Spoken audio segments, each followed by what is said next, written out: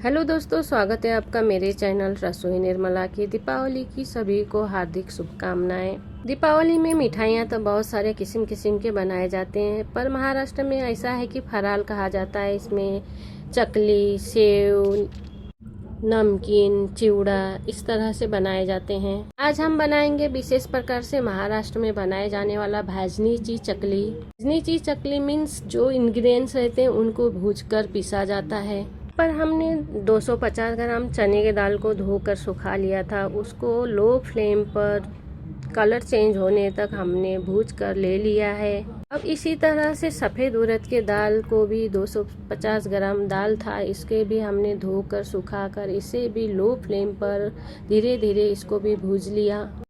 इसमें थोड़ा सा कलर चेंज होना चाहिए। अब इसमें हमने डाल दिया थोड़ा सा बड़ी सौंफ, अक्खा धनिया, मेथी दाने, जीरा और थोड़े से काली मिर्च डाला। काली मिर्च डालने से इसमें और ही अच्छा स्वाद आ जाता है। अब इन्हें डालने के बाद हम 2-3 मिनट के लिए लो फ्लेम पर थोड़ा सा भूज लेंगे, जिससे कि इसका मॉइस्चर निकल जाए। इसको हम कंटिन्यू चलाते हुए इस तरह से भूज लेंगे। देखिए अब हो गया। इसे भी हम अब एक परात में निकाल लेंगे जिसमें हमने चने के दाल को निकाला था।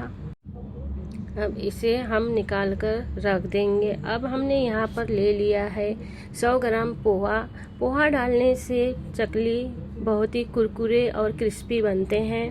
पोहा को भी हम थोड़ा सा ही भूजेंगे 2-3 मिनट के लिए, पोहा का जो मॉइस्चर रहता है वो निकल जाए, इसीलिए। अब हम यहाँ पर लेंगे, हमने 1 किलो चावल को धोकर सुखा लिया था अच्छे से। अब इन चावल को भी लो फ्लेम पर हम 5-7 मिनट के लिए इस तरह से भूज लेंगे। देखिए इनको भी हम इसी में निकाल लेंगे। किलो चावल हम साथ में नहीं भूज सकते, इसीलिए हमने इसको थोड़ा थोड़ा करके भूजा है। देखिए लो फ्लेम पर। अब हम पूरे चावल को भूज लेंगे और ये चावल ठंडा होने के बाद हम इसको चक्की में पीसने के लिए देंगे। थोड़ा चावल ज़्यादा था, चकली ज़्यादा बनाना था, इसीलिए हमने चक्की पे पीसने के लिए दिया। अगर आपको कम बनाना है तो आप इसे मिक्सर में भी पीस सकते हैं। तो यहाँ पर हमने 2 कटोरी आटा ले लिया है चकली का, इसलिए हमने 2 कटोरी माप के ले लिया। इसी हिसाब से हमें पानी भी लेना है, इसीलिए हमने 2 कटोरी आटा लिया और इसी कटोरी से हम 2 कटोरी बड़े से पतीले में पानी गर्म करने के लिए रखेंगे।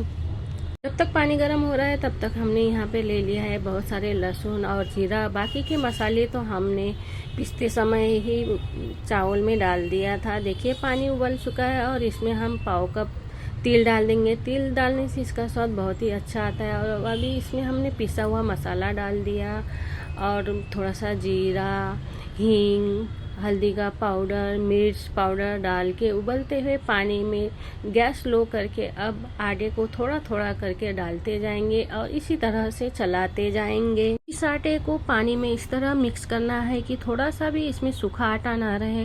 पानी गर्म करते समय मैं तेल डालना भूल गई थी, इसीलिए अभी मैं तेल डाल के इसको मिक्स कर रही हूँ। अब हम यहाँ पर गैस का फ्लेम कर देंगे और इसको 10-15 मिनट के लिए ढककर पूरी तरह से रख देंगे। तब तक ये थोड़ा ठंडा भी हो जाता है। फिर इसको हम चम्मच की सहायता से अच्छे से मिला लेंगे। अब ये थोड़ा सा हाथ से टच करने लायक हो गया है। इसको थोड़ा सा करके इस तरह से मिला लेंगे। अगर ज़्यादा गर्म हो तो आप हाथ में थोड़ा ठंडा पानी लगाते जाइएगा।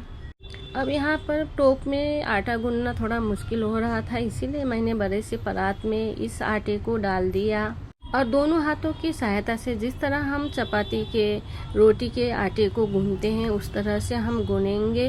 रोटी का आटा थोड़ा कड़क रहता है, पर यहाँ पर ये थोड़ा नरम करना ज़रूरी है। अगर आटा कड़क हो तो चकली बनाते समय चकली टूट जाते हैं।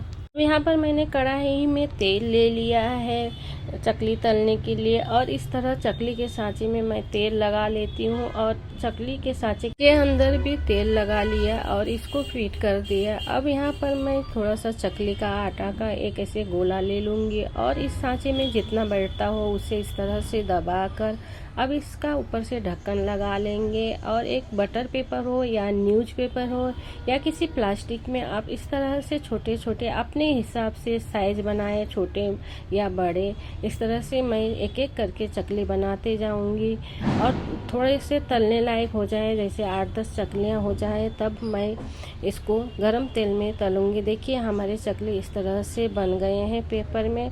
अब तेल गरम हो चुका है। यहाँ पर हम चकली 8-10 जितना अपना तेल है उस हिसाब से डालेंगे। 2 मिनट के लिए हम यहाँ पर गैस का फ्लेम हाई रखेंगे। उसके बाद हमें लो फ्लेम पर ही चकली को फ्राई करना है। हम सभी चकलियों को हाई फ्लेम पे फ्राई करेंगे तो चकलियाँ अंदर से कच्चे रह जाएंगे और ऊपर से जल जाएंगे। इसीलिए लो फ्लेम पे ही चकलियों को फ्राई करना है। इस तरह से हम सभी चकलियों को बारी बारी से धीरे धीरे करके हम फ्राई कर लेंगे। देखिए इस तरह से जब तेल में बबल्स आना बंद हो जाए तो तब सोचिएगा कि हमारे चकली अच्छी तरह से अंदर तक पक चुके हैं।